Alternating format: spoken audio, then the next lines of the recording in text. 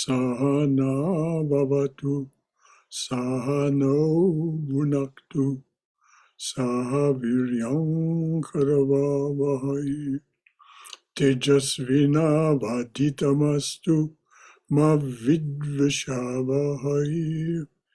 Om Shanti Shanti Shanti.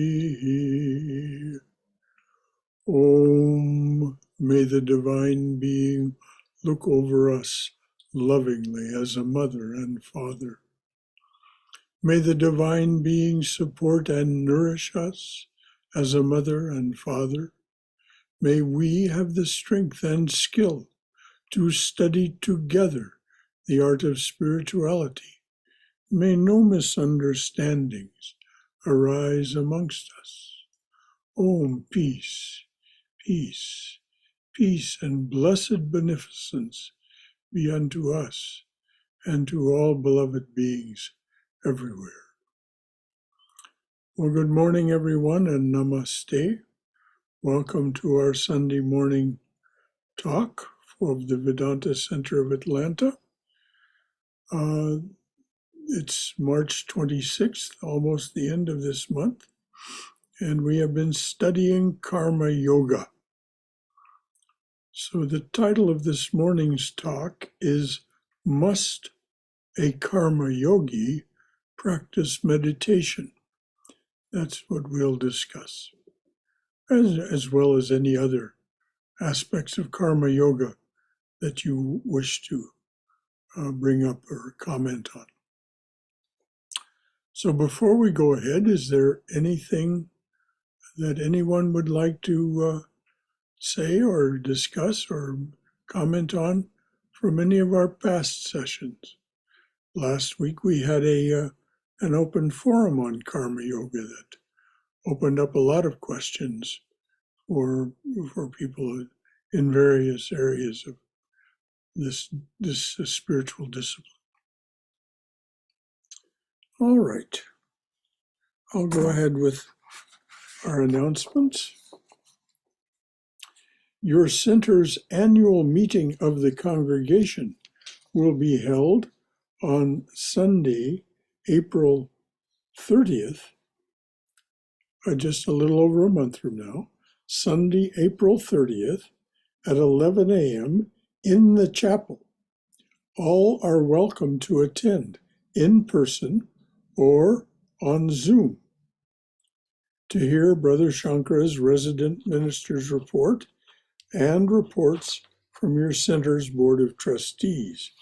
And we will also elect the Board of Trustees for the next annual term. If you wish to attend in person, we ask that you be fully vaccinated and plan to wear a mask while indoors. Weather permitting, we hope to have a catered lunch served outside in the patio.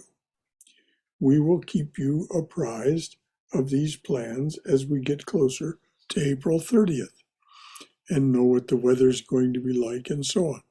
But so far, we want to welcome you in person if you wish to come. So that's the announcement about our annual meeting of the congregation. With regard to the chapel itself, our chapel is open for your use as you wish from 8 a.m. to 8 p.m. every day.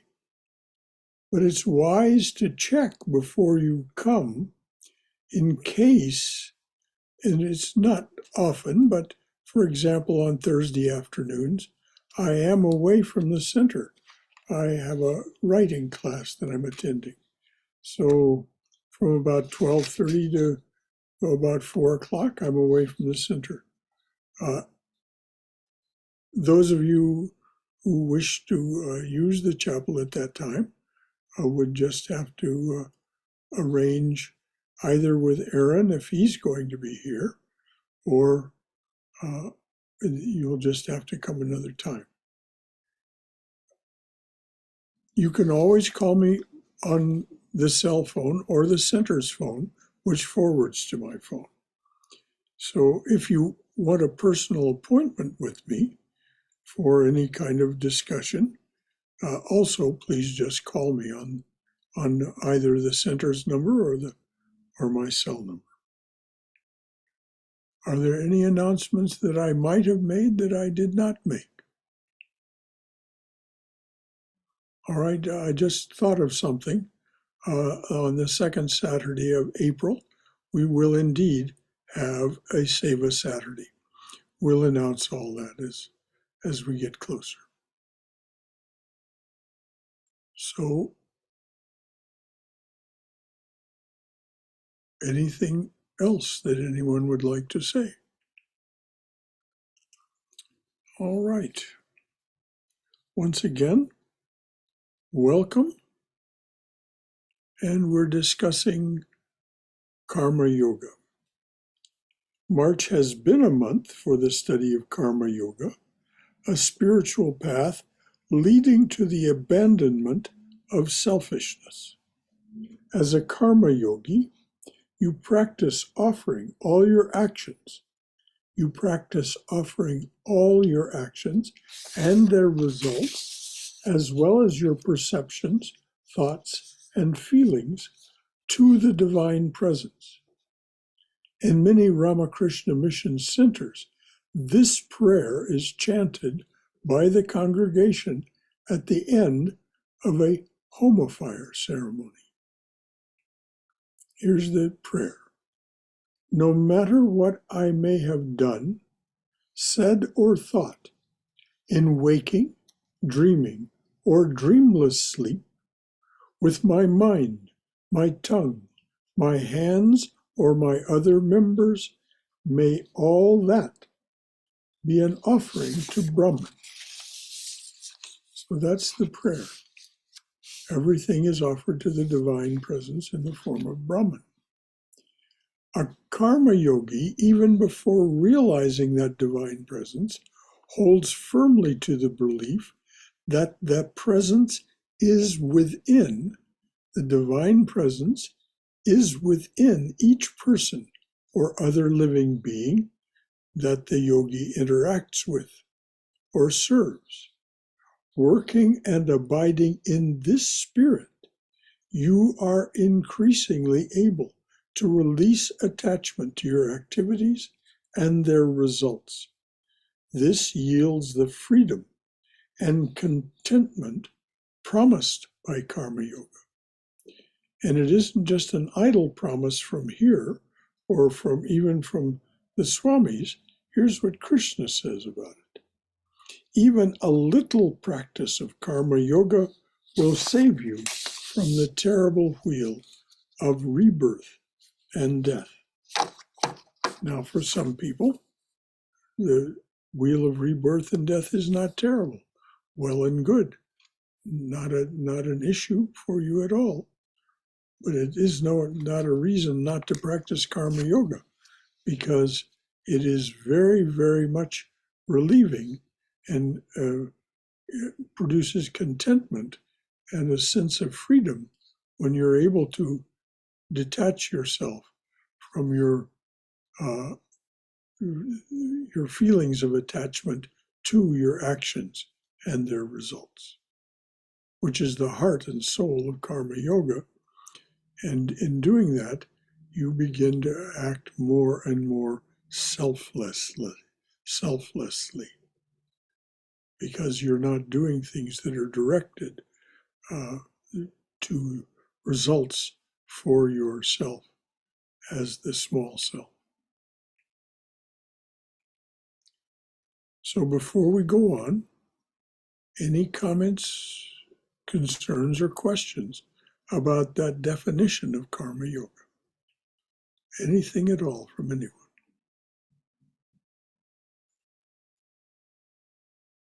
All right, dears. Must a Karma Yogi practice meditation? Karma Yoga, as we know, is a defined path, both defined by Sri Krishna in the Gita, and then later, much later, based on the teachings of Sri Ramakrishna, Swami Vivekananda delivered a series of talks that are gathered together under the heading Karma Yoga. In Sri Krishna's discussion of Karma Yoga in chapters 3 and 4, I'll just read what's written here. The question is, must a karma yogi practice meditation? A short answer to this question is no, because there are few musts in the teachings of Lord Krishna or Sri Ramakrishna. And that's a fact. There are few musts, very little in the way of what we would call rules, regulations, or dogma. There are just very few musts in their teachings.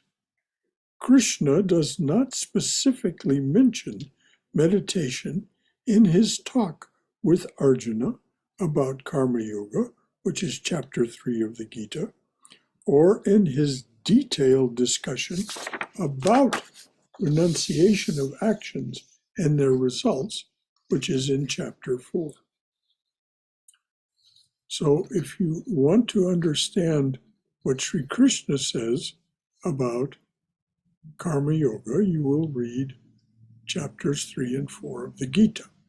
I highly recommend reading Swami Prabhavananda's interpretation of the Gita, done with Christopher Isherwood, because it is in simple, straightforward English.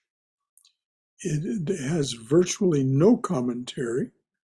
There are some appendices, and there's an introduction by Aldous Huxley and a translator's preface. But in the text of the Gita itself, there's virtually no commentary. It simply is what Sri Krishna said, as Swami Prabhavananda, who was both a Sanskrit scholar and a Shakespeare scholar, who then worked with Christopher Isherwood, a very famous and successful writer of his time, to produce a Gita in English that is easily accessible to us all, without compromising the meaning as Swami Prabhavananda understood it, one iota. But it certainly is much easier to read and understand than many other interpretations of the Gita, particularly those with elaborate commentary.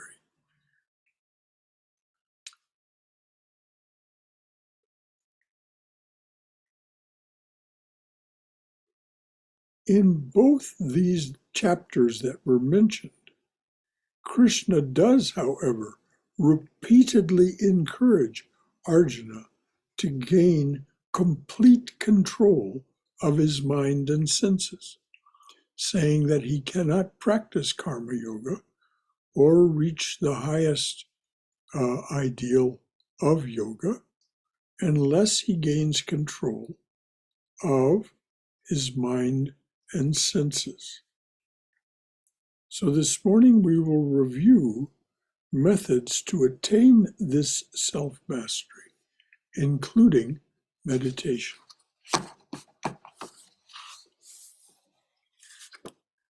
So what do you think?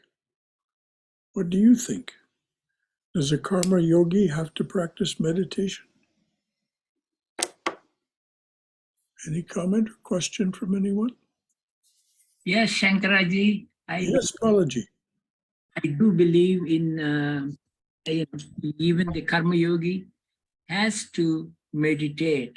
This is because meditation is one way to concentrate the mind. And you do need the concentration of the mind, even though you are offering everything to Bhagavan, but you have to do it with full concentration. That is why Swamiji says, work is worship. So for that reason, yes, I do believe in it. All right. Very well and good. And very well stated, Balakrishna, with good support. Anyone else have any? Yes, Brother Shankara. Yes, Uma. Here are some of my thoughts. If you put it the way, is it a must? I don't think it's a must, but it's desirable.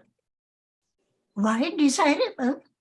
Because first of all, meditation is an inner work. It's a spiritual discipline directed inside to cleanse our thoughts, to make us without any ego or ego-less activity. So if we want to do work as worship, offering everything we do to God, and in order to cultivate that bhavana or that particular perspective of mind, we need to offer everything to God. And that will not happen if we associate our work with I am the doer. So it removes the ego, takes away the ego, cleanses the heart, cleanses the mind. And that is how you learn detachment. That what I do, of course, I enjoy. It is a selfless activity which is directed outside. Meditation is directed inside. Yes. To cleanse our thoughts, to cleanse our mind, and make it pure. So I would consider it not a must activity, but an extremely beneficial activity. That's my take on it. Thank you so very much, Uma, for those thoughts. Very well considered and very well spoken. The goal here for this morning from here is to look at the outward directed person, the person whose life really is action oriented. Yes. They are, and must they practice meditation? It is more difficult for them than people of other temperaments. There are four basic temperaments. That's why there are four yogas that are taught. There's the heart-centered or devotional temperament, in which everything is seen in terms of affection and love, and then the divine is seen in terms of its glory and its joy of participation and so on. That's the devotional temperament. Then there is the action-oriented temperament, the person that is really constantly busy, constantly working, constantly involved in one way or another. Must they practice meditation? Well, this is the question that we're exploring. The Raja Yogi, of course, it is the basic goal of the Raja Yogi to attain the perfect practice or near perfect practice of meditation. That is the goal of Raja Yoga, and the goal of that kind of meditation is the absence of thought waves in the mind and the mental modifications going ceaselessly. So, and then of course there's the Jnana Yogi, who anything of a less than infinite, eternal, and changeless nature is ignored or annihilated by saying not this, not that, and turning the attention away from it.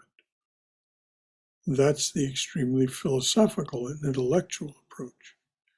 But let's go back to look at what someone, those among us, and there are some among us that are this way,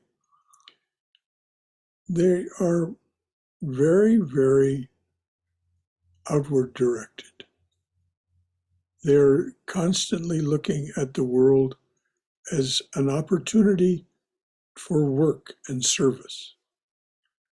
The spiritual aspirant. This isn't necessarily true of all action-oriented people, but it is true of the spiritual aspirant. The spiritual aspirant is always looking for opportunities to do work that will benefit others and thereby perform a service.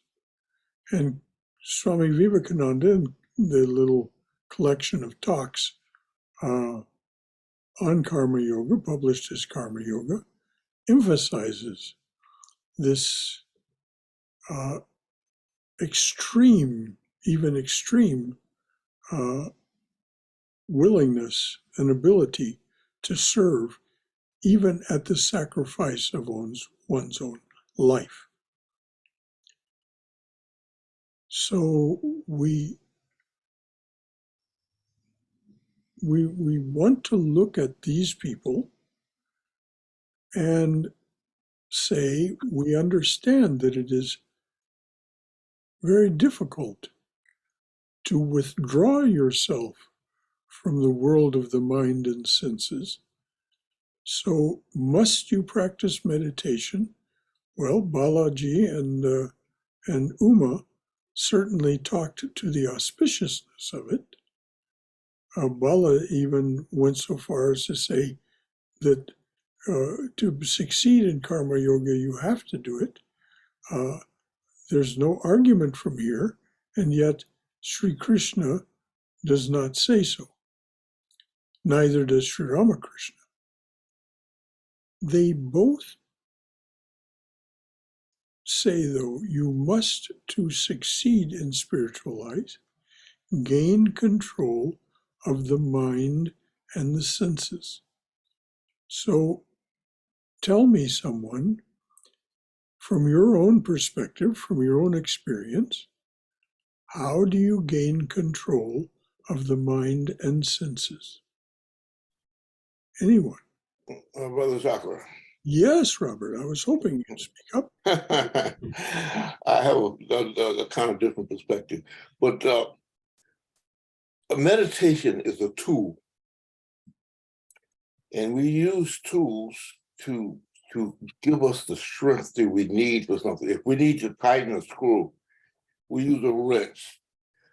But if the screw is already tightened, then you don't need to tighten it anymore. As a matter of fact, more tightening could damage it. Mm-hmm. So how can we say, as unenlightened beings, what an enlightened being should do as far as him using the meditation tool to gain something that he already has? Mm-hmm. So Sri Krishna addresses that directly in the Gita. He says, there's nothing I do not have. No action whatsoever is required of me.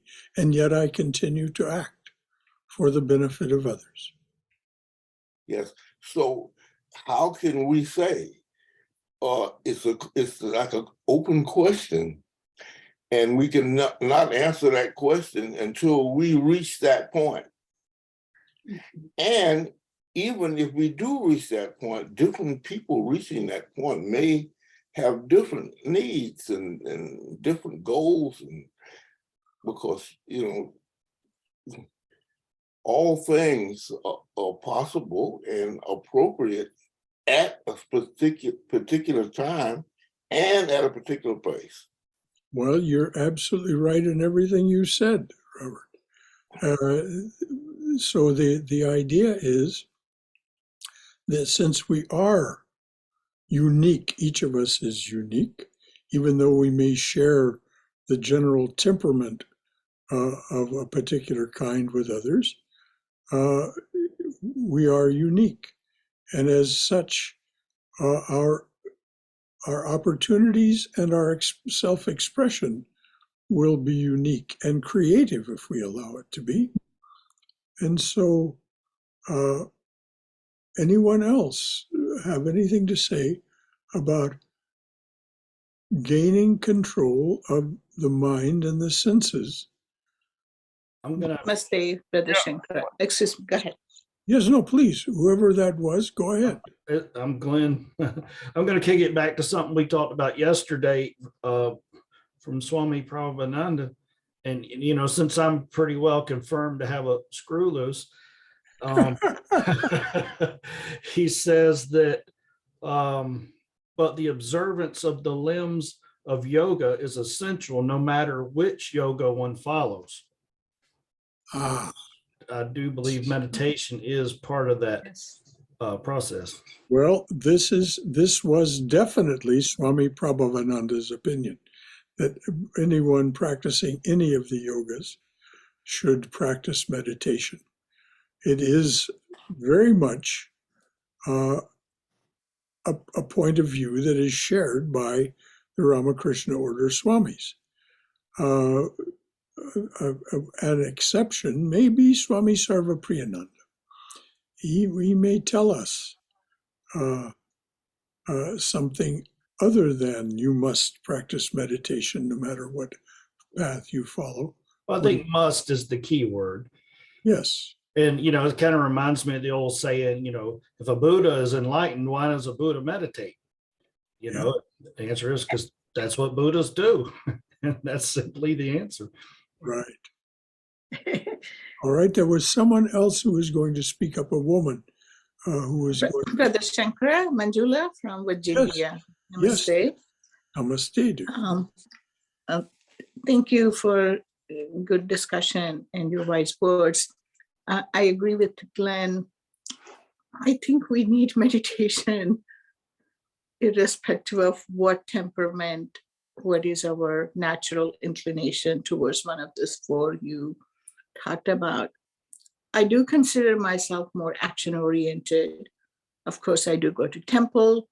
I do like the bhakti part of it, not every day. I do like reading, so I can relate to the jnana. I like yoga. So I think my primary, I'm just kind of trying to apply to myself, my primary temperament is more action. Meditation is something, I do meditation every day, especially since I retired. Helps me to be a little more patient with myself in my actions and less agitated about seeing the results. The results may not be what I want, especially when you are trying to contribute to some big causes that are facing our country and our planet. But I try to calm myself, and meditation helps me. You do the best and leave the results to the superpower. So I do want to share that with you. And then I want to ask you something. I was thinking based on this discussion, Mahatma Gandhi. He was a big follower of Gita. So what do we consider him? Karma Yogi? Jnana Yogi? What do we consider him? I'm just kind of sharing my thoughts. Such as Gandhiji, kind of defies classification. Yes, of course, he was a great karma yogi. He was also a great bhakta. He also practiced the kind of detachment in certain circumstances that we see in a jnani.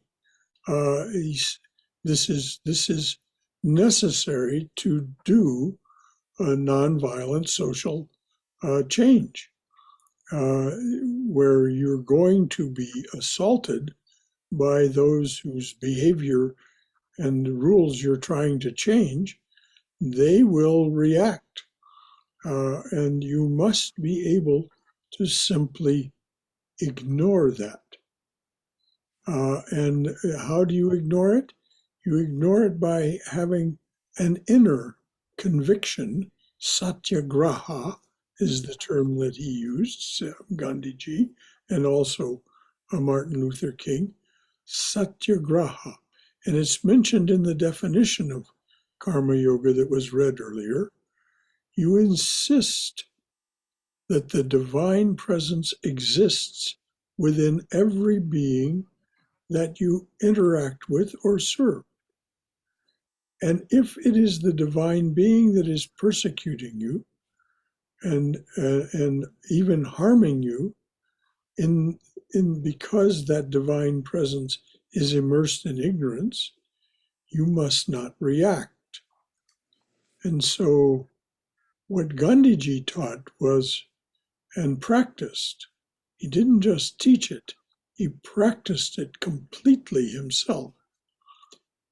As I say, it defies classification because it takes in all of these aspects.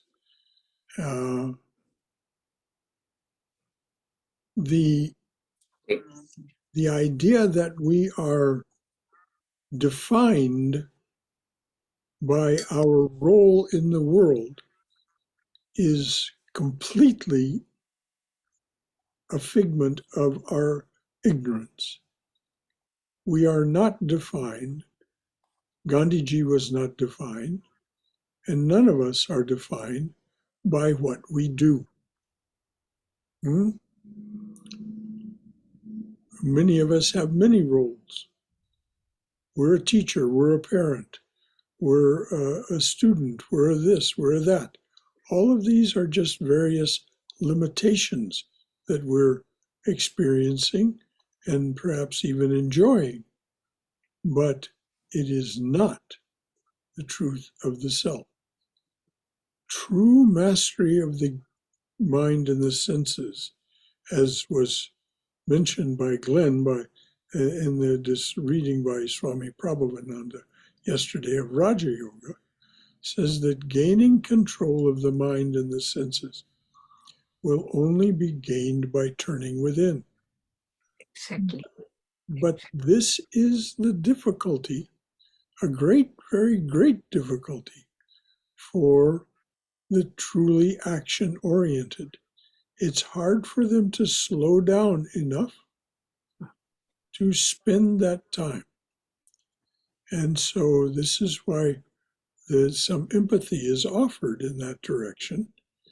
So where the open question remains, if you don't practice meditation, is there a way to gain control of your mind and your senses?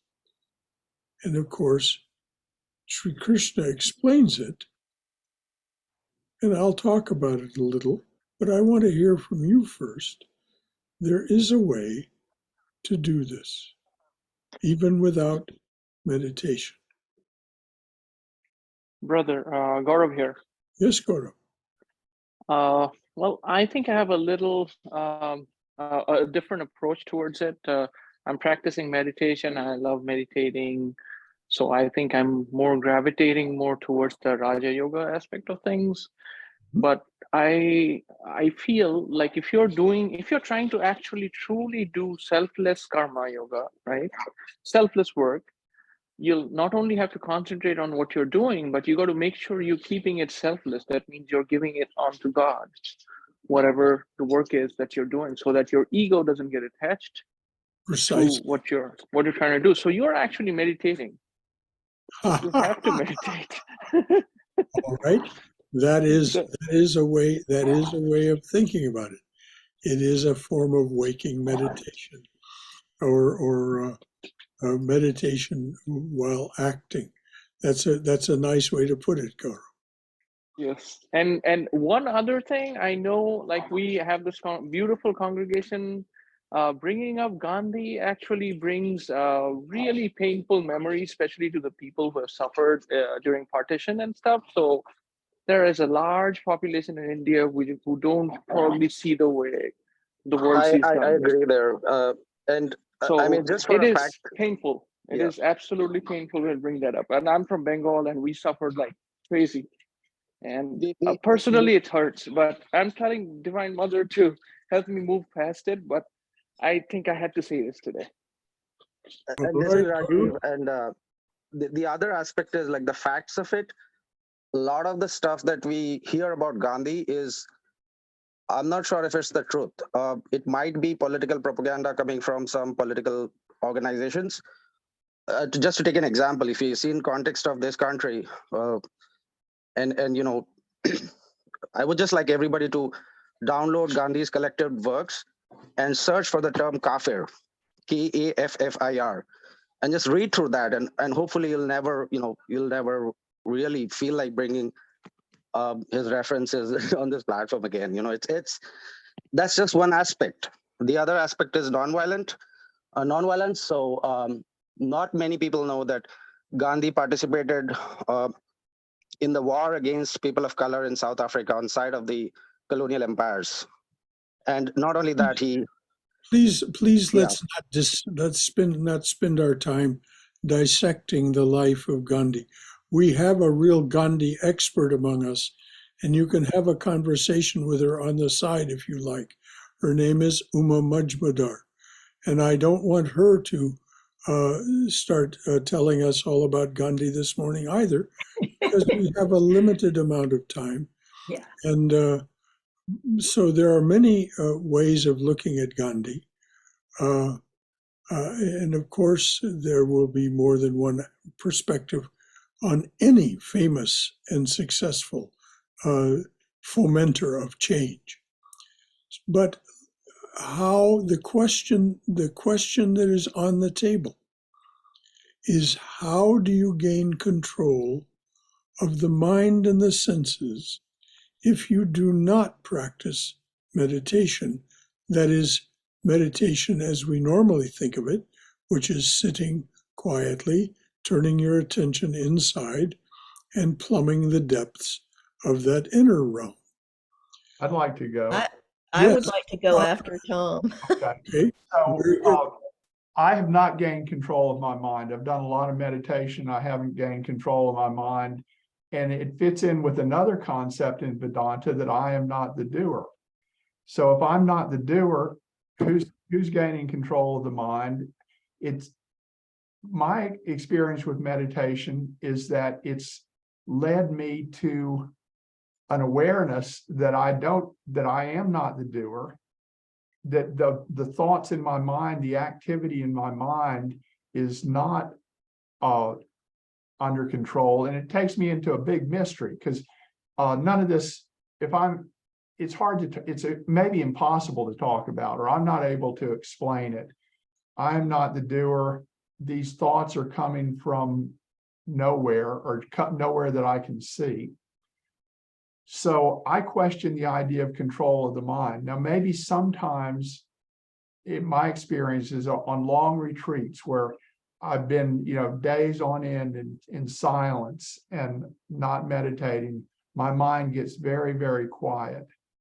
But that's only happened to me like on long silent retreats. And even then it's not perfectly quiet. It just slows down some. So first I would question about control of the mind, and also other people that I talk to. Nobody's told me that they were able to completely control the wandering mind, the thoughts, and so on. But then the other thing is, there's a lot of people who have done wonderful things that have never even heard of meditation, that have done all types of selfless service, who have not meditated. So yeah, that's my thoughts. On to you, Cindy. Thank you, Tom. And of course, what we're talking about in gaining control of the mind, it's not, and Sri Krishna is very adamant about this in the Gita, it isn't that the mind stops working in karma yoga. It's simply that you do not yield to the effects that the mind would create. And I think I know you well enough, Tom, to say that you have, though the mind may create certain desires and circumstances and motivations, you are pretty good at restraining yourself from allowing those to become a reality. That's true. That's true. Yeah. All right. This is what's meant by gaining control of the mind. In Raja Yoga, control of the mind means learning to stop the mental modifications, literally stopping the vrittis from occurring in the chitta, the mind stuff. But we're not talking about that. We're talking about karma yoga. And Cindy, what is it that you want to offer? Well, to answer the question, the original question, must a karma yogi practice meditation? I think the answer is no. I think the answer is, yeah, sure. If that helps them be the karma yogi that they want to be, then it would be wise to do so. But if we mean by a karma yogi someone who is more, their spiritual practice is more in the world than not. I think that there are all kinds of ways. I'm going to contradict myself and say that there are other ways of meditating besides sitting and being quiet and going within. I mean, that is its own awesome, wonderful thing with its own results. But just like Walt Whitman said, my whole life is a poem or something like that, or your whole life, your worldly life, your whole life can be a meditation. I think for me, it's important, crucial that I be able to bring anything spiritual that I feel is on the inside as fully present to my outside as possible. Mm-hmm. Like, which is what Swami Prabhavananda meant when he said, give everything a Godward turn. yeah, but even to get beyond that and just to get to the point where it is very hard for you not to see. Not that you never don't see, but it is a practice. It's a whole different practice because it's outward. Oh, I know that earlier in my life when I thought, I just loved meditating, and not that I don't now, but I'm saying I loved it a lot. But then as soon as I was out of that meditative space, I couldn't really cope. I still had those problems of coping, and it wasn't until I could really, through practice, begin to see everything as divine and sacred, that my ability to be in this world became a joy, or a lot more of a joy. Thank you, Cindy, as always. Both you and Gaurav have gestured toward what Sri Krishna says in the Gita. And he does not say that karma yogis must practice meditation as it's understood in Raja Yoga. But he does this kind of, you and Gaurav both gestured toward it. And it is the way Sri Krishna puts it into language is live sacramentally. And you were just saying it. Everything becomes a meditation. If you are seeing what is a sacrament is the outward manifestation of the divinity within, the divine grace within. And so if you see, as Sri Krishna says, if you live sacramentally and offer everything as a sacrament to the divine presence, then you are doing waking, continuous form of meditation. It becomes a moment-to-moment meditation. Because what do you do in meditation? The mind wanders, you bring it back. The mind wanders, you bring it back. Recollectedness. The same thing is true if you're trying to live sacramentally. If you're offering everything, and I mean everything without exception, to the divine presence, then you are, by Krishna's definition, living sacramentally. If you see this as everything as a manifestation of the divinity within it and relating to that, you're doing exactly the same thing. The mind wanders away from that premise and that practice. You return it to that premise and practice. And it is a moment to moment to moment to moment thing. And that is the universal in all of the yogas. This is the universal imperative, that if you're going to succeed in your spiritual practice, you must be able to return your attention to what deserves your attention and the subject of your spiritual intention, as well as your active, worldly, exterior intention. You intend to drive from here to Jonesboro.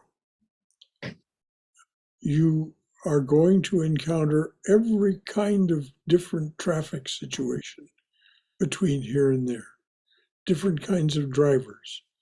You're going to find yourself in many different moods because of the effects of the gunas on you and the effects of other drivers and the circumstances.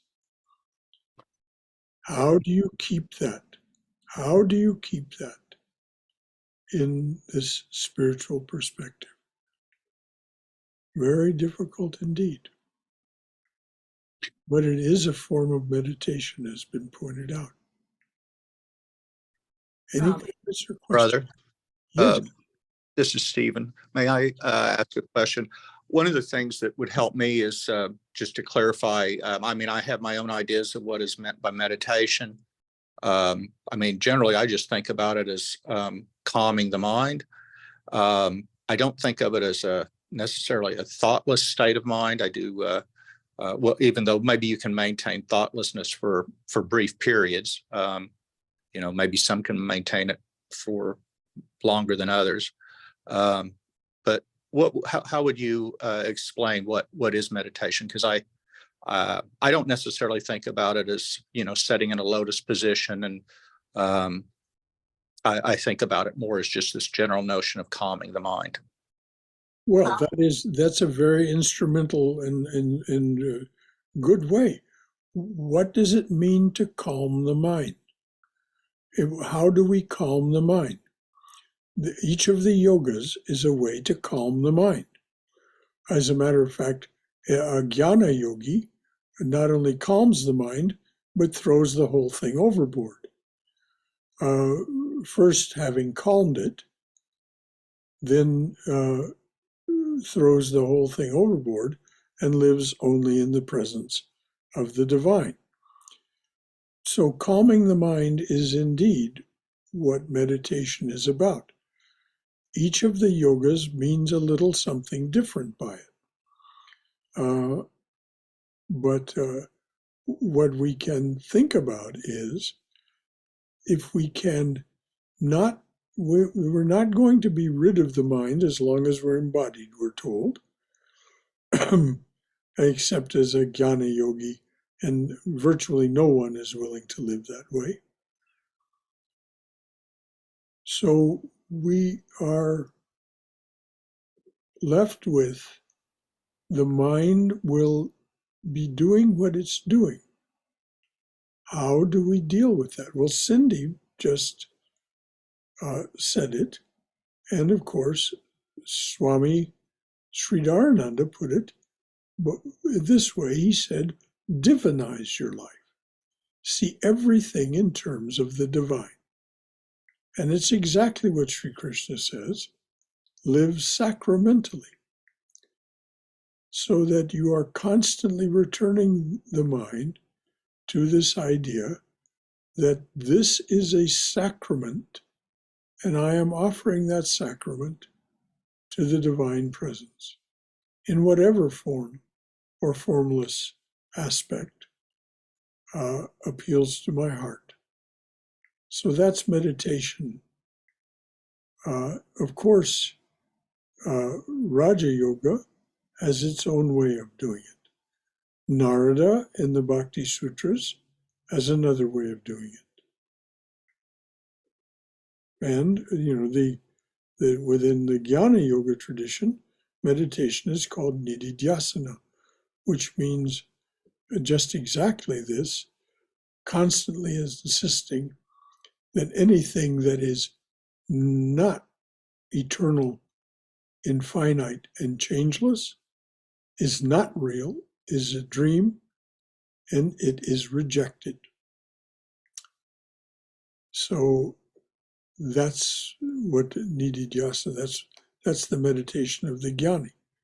The meditation of the bhakta is contemplation, prayer, contemplation, concentration, and meditation on some particular aspect or aspects of the divine presence and reveling in that presence. So those are various forms of meditation. Brother Shankara, Yes, dear. so much appreciate what you said.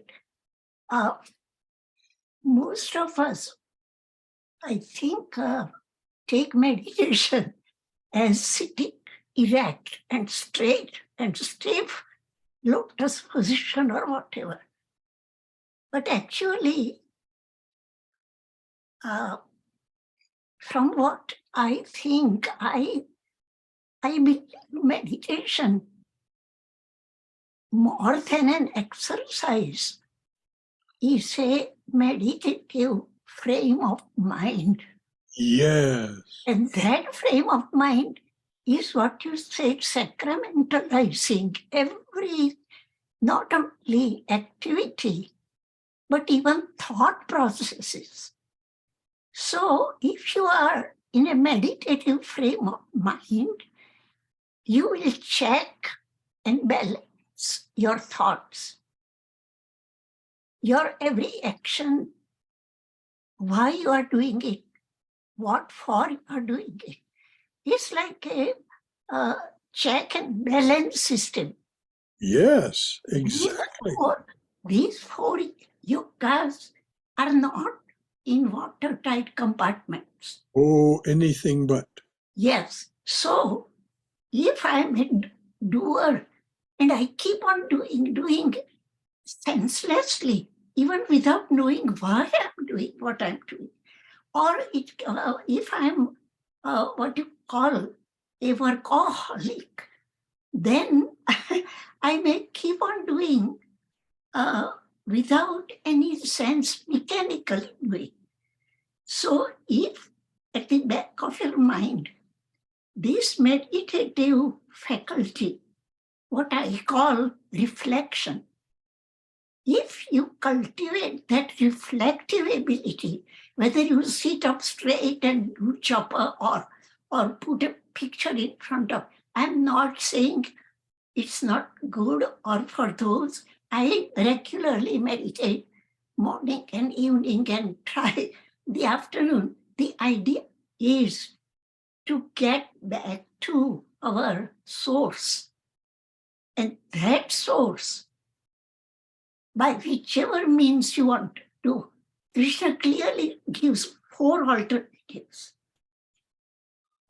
I don't know the order in which, but he suggested either you can meditate, work, or if you cannot do that, you offer the fruits of your action to God. And that is strongly recommended throughout the Gita. Whatever you do not take credit. You are not the doer. You are an instrument in putting what one needs to be. Yes. Vivekananda says we must gain control of nature, both external and internal. Yes. Do this by work Yeah.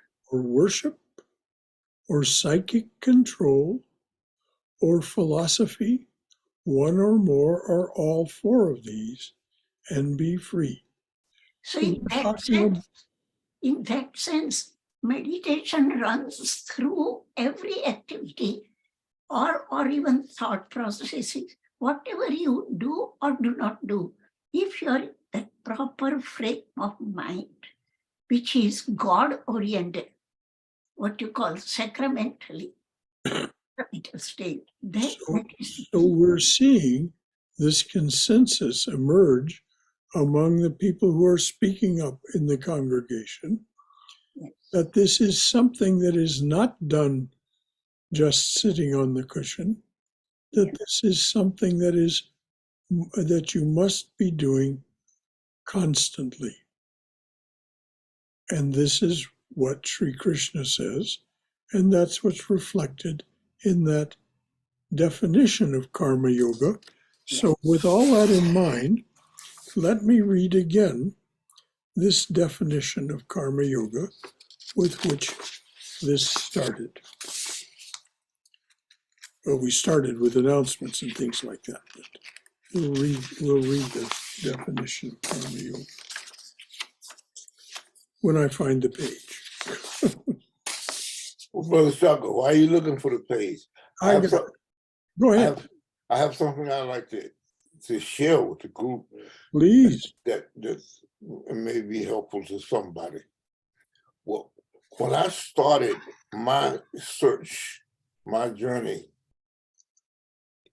it was back in the 60s, Mhm.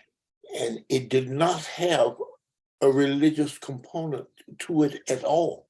Mhm. It was an attempt to find a way to just live in this society and maximize my abilities. Mhm. And it evolved and is still evolving because one component is added when the time is right. A component is added here. A component is added there, over here. As time goes on, the components were added as they were needed. Yeah. I didn't know. I had no idea what was going on. We don't, do we? Right. No idea what's happening. I had an idea Next. years into it. Years into it, I had a realization, oh, this is what's happening.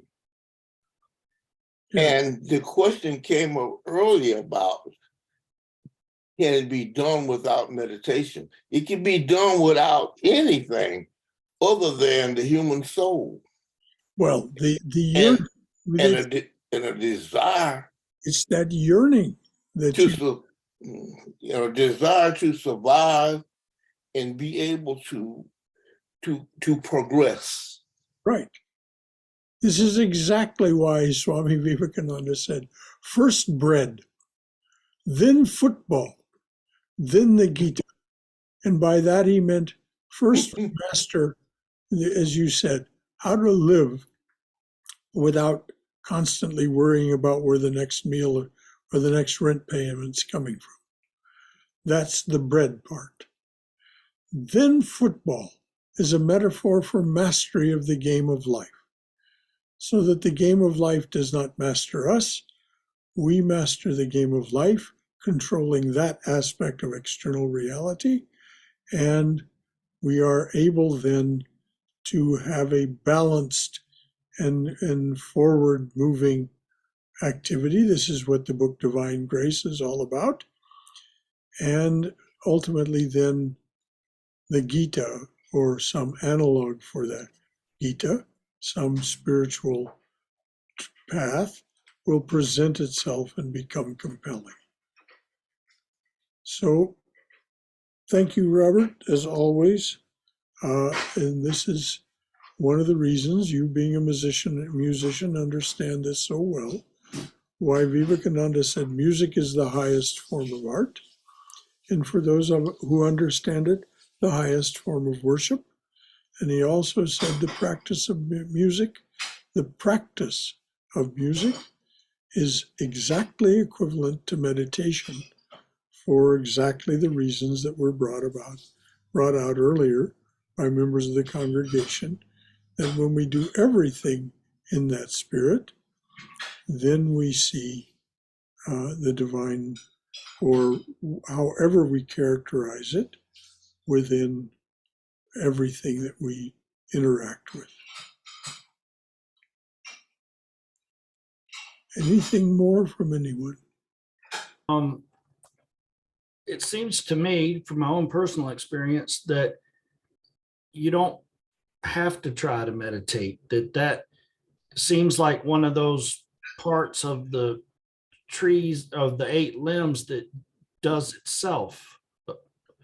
It's I become more and more aware of the separation between the seer and the mind, to where I'm always in a form of meditation, because I'm always observing the mind and what the thoughts are doing. And so it really seems like it just drives itself. Well, this is why we come to a real understanding of I am not the doer. And Tom Carr spoke very eloquently to it later. If you learn to watch the mind by practicing some formal kind of meditation as he does, then you see that what is appearing before you, the thoughts, the feelings, the perceptions, all of it, you have no idea where it's coming from. It just appears. And so you're watching it. And you're watching to make sure that you don't get entangled with it, attached to it, and have it carry you off. Not easy. Simple in concept, difficult in practice. Because for me, the mind is always, saying onion, eggplant, Right. But at the same time, I see the onions and eggplants as a manifestation of the divine also. Well, that, of course, is the underlying reality. I hope all of you understand the reference he's making about onions and eggplants. It has to do with a story told by Swami Brahmananda. Is there anything else from anyone? One more point I wanted to add. Yes, dear. Meditation can also be intentional. Oh, yes. Yeah, because suppose there is a very difficult or challenging issue you are dealing with in your personal life, in your public life, or in your relationship, whatever it is that is deeply bothering you. If you put it before God when you meditate and go into deep silence, which does not come without practice. But if you have cultivated the daily habit of sitting, sometimes it does not work. Sometimes you feel like, okay, let me get up and do what needs to be done. I have not done this, that, all that. But if you stick around, if you have cultivated that habit, and you bring up that any particular issue and go deep into yourself, the subconscious takes over. And you hear what Gandhiji called your inner voice speaking to you. So meditation can be intentional. It can be, of course, after training for a long time. It can work as a check and balance system, an introspective instrument which can offer you advice, which can guide you, which can lead you from darkness into light. Thank you, dear. Exactly. So this is the intentional practice of meditation. Are we the doer? Is this intention our own? Well, it just depends on who you choose to believe. If you choose to believe the devas and sages that wrote the hymns of the Chandi, Yeah. they say mother is of the form of volition. Mm. Volition comes from Shakti or Maya or the gunas.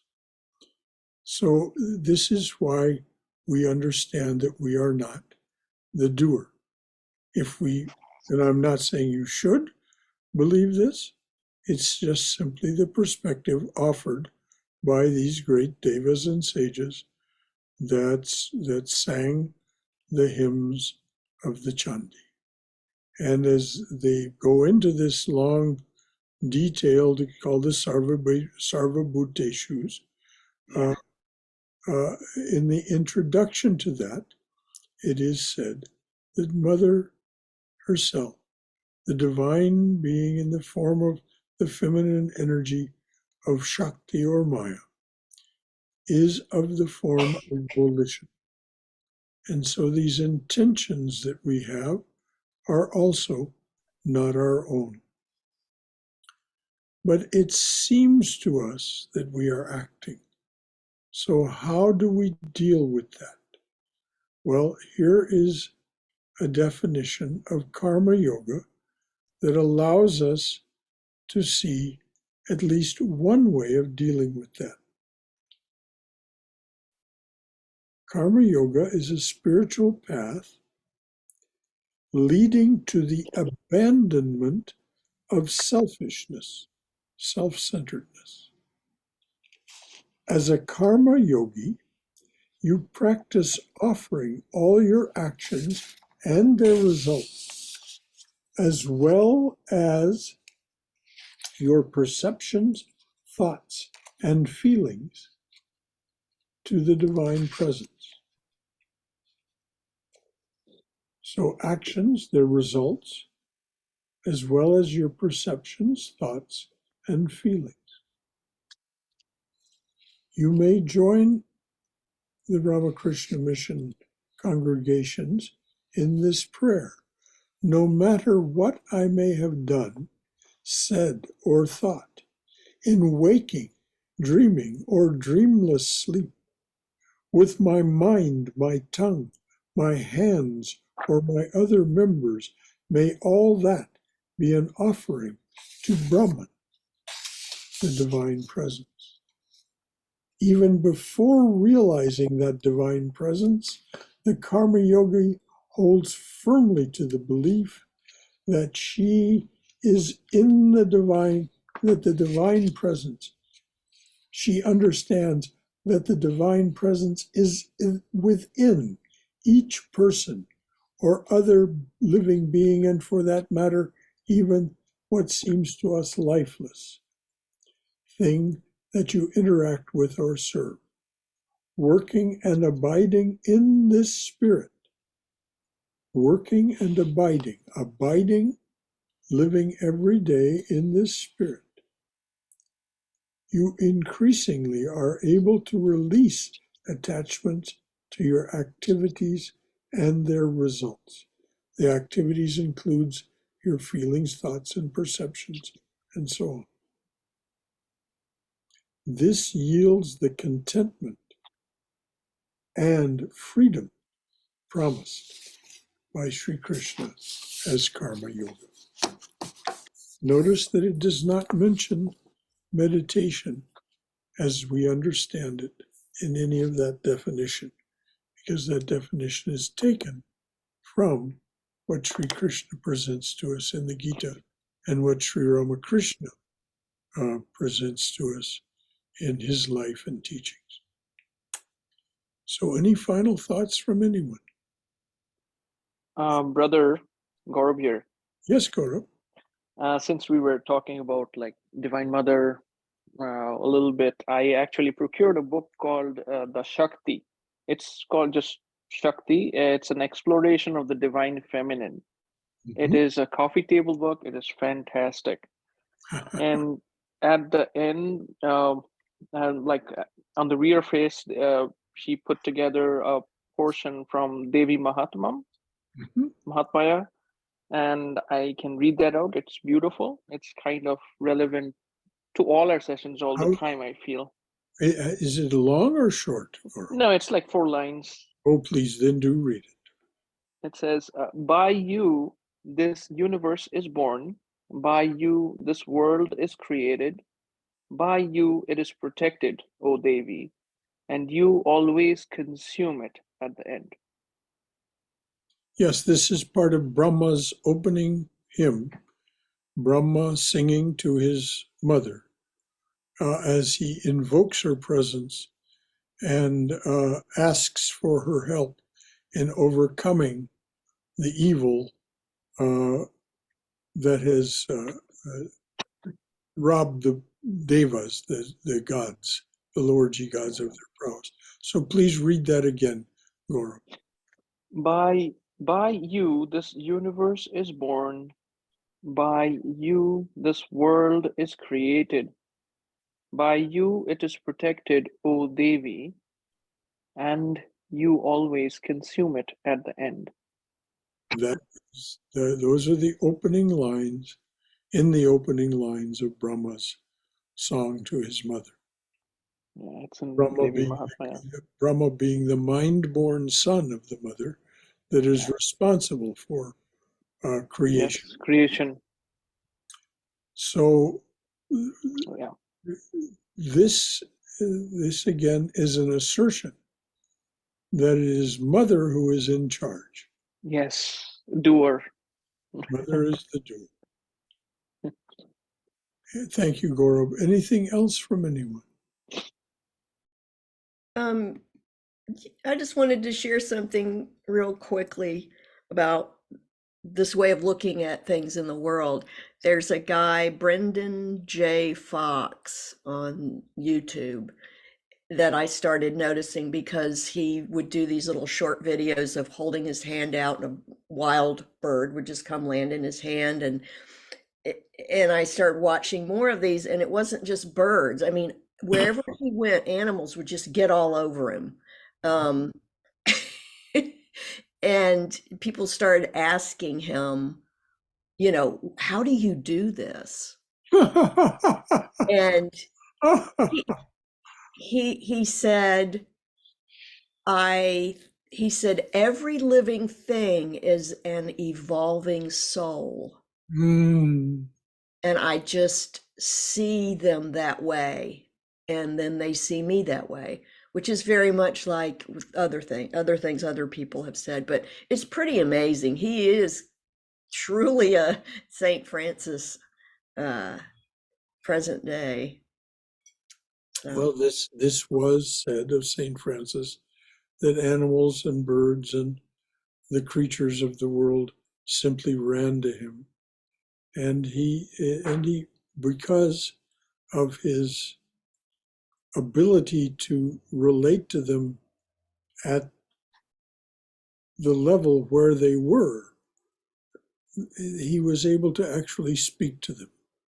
And there are in his writings the records of conversations with such beings as a squirrel, which is where he defines what is a sacrament, and it's beautiful.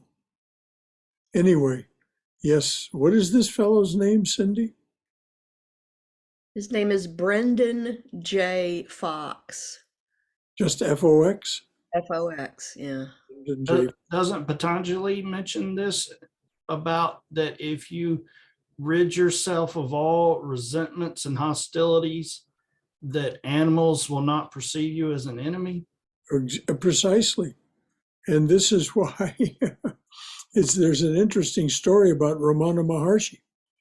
Ramana Maharshi, I think we all know that name, one of the great Jnanis, Advaita teachers of the 20th century.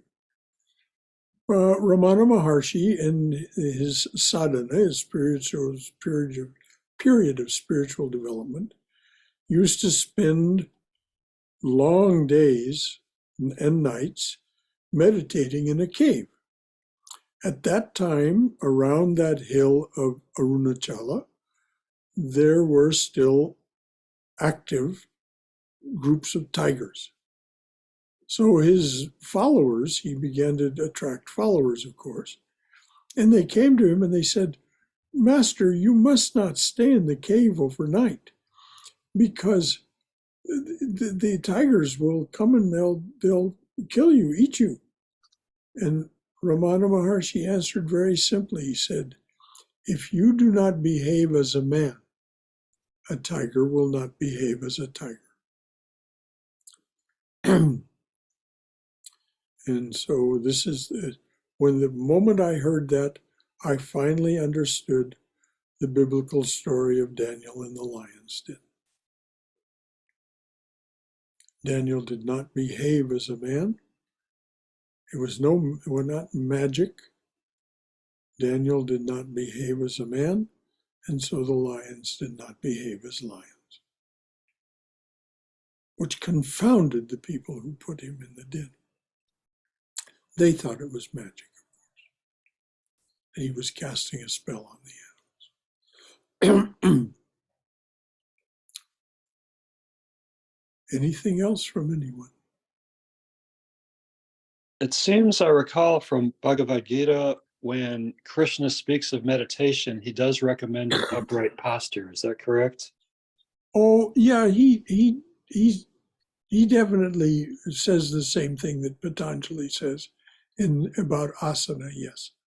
And, it's all those, there's even a footnote saying, this is traditional, you don't have to do it.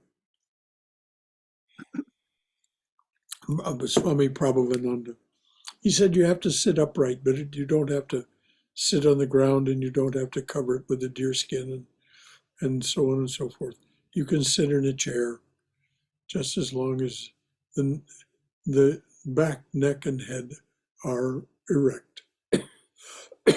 And the reason for that is very simple, that energy runs up and down the spine, and you don't want to create any obstruction to this. This is the metaphor of climbing Jacob's ladder. We climb from the lower spiritual centers of the body into the higher spiritual centers of the body through the practice of this sitting upright meditation. But the same thing can be done, as was talked about earlier, as Sri Krishna talked about it, living sacramentally, offering everything, having that as your constant waking meditation will also lead you to live at the heart center and above.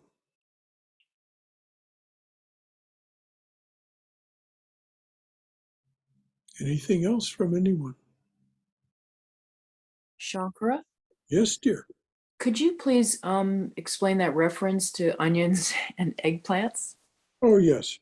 Thanks. Swami Brahmananda, when he was president of the Ramakrishna order, of course, people would come to him because of his spiritual power and because they believed in a kind of magic that he could do. He, of course, didn't see it in that way at all. But they would come to him with all kinds of requests. And, of course, he would grant every request without knowing what it was going to be about. And people would come to him and they would make their requests. And he lamented, not by saying that they were bad people in any way, but simply lamenting that he had something to give that they did not ask for. And of course, he would never offer it to them if they didn't ask for it. He said, "We have the keys to the treasure box."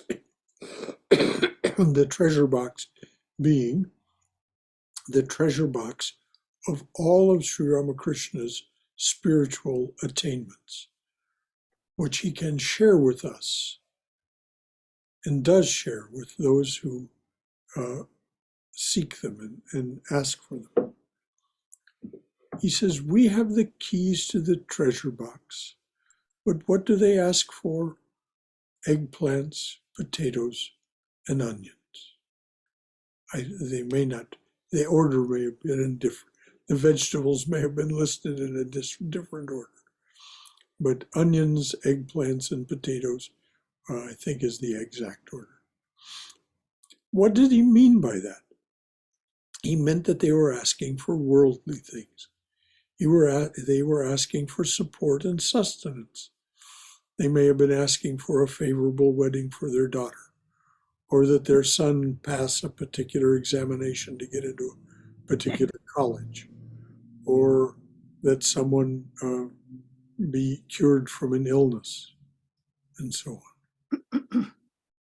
So they were asking for worldly things rather than things that were in the treasure box, which is the world of spiritual attainment, which Sri Ramakrishna not only is willing to share, but actually came to create and share, just as Jesus did, and so on. "Come to me, all ye who are weary and heavy laden, and I shall give you rest. I shall give you rest. My yoke is easy. My burden is light. I am the vine, ye are the branches. Seek ye first the kingdom of God, and all else shall be added unto you." This is what's in the treasure box.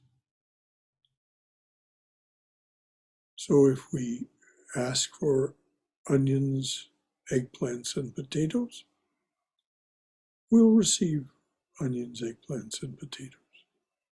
If we ask for what's in the treasure box, that will be given as well. "Those who drink from my mouth shall not taste death." Jesus Christ.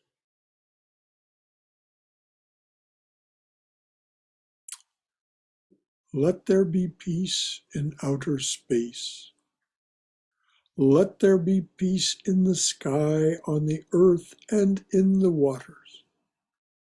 Let there be peace in the herbs, the plants, and the trees. May the gods be peaceful. May the whole universe be pervaded by peace. Let that infinite universal peace prevail throughout my being. Om Shanti, Shanti, Shanti. Peace, peace. Peace and blessed beneficence be unto us and to all beings everywhere. Jai Shri Guru Maharaj Ji Ki Jai. Durga, Durga, Durga. May we be safe. May we be healthy. May we be cheerful. May we have peace of mind. And may we know we are always in the loving and protective embrace of the Divine Being as our Mother and Father. Om Hari Om, Om Hari Om, Om Hari Om Tat Sat.